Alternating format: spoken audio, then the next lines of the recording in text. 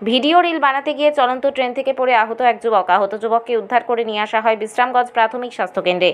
ঘটনা বিশ্রামগঞ্জ আদিবাসী কলোনি এলাকায় সোমবার দুপুর 12টায়। আহত যুবকের নাম সন্দীপ আচার্যি, বাড়ি আগরতলা রাধানগর এলাকায়।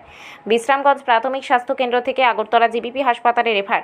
জানা যায়, আগরতলা রাধানগর এলাকার সন্দীপ আচার্যি পরিবারের সাথে উদয়পুর মাতারবাড়ির উদ্দেশ্যে যাওয়ার পথে বিশ্রামগঞ্জ রেল স্টেশন সংলগ্ন আদিবাসী কলোনি এলাকায় আচমকাই চলন্ত ট্রেন থেকে পড়ে যায় সন্দীপ আচার্যি।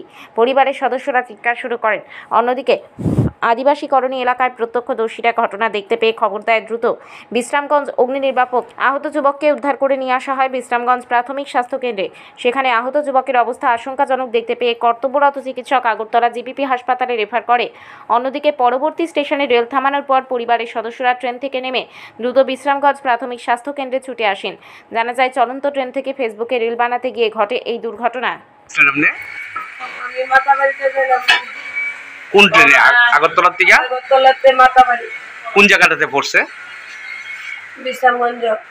রেল থেকে পড়ে গেছে গা? চিৎকার করে আছে। নাম কি আপনার ছেলের? সন্দীপ আচার্য। বয়সটা কত? 21। আপনার বাড়ি কোন জায়গা? বাড়ি আস্তা রাধানগর। আপনার স্বামীর নাম কি? শ্রীনিবাস আচার্য।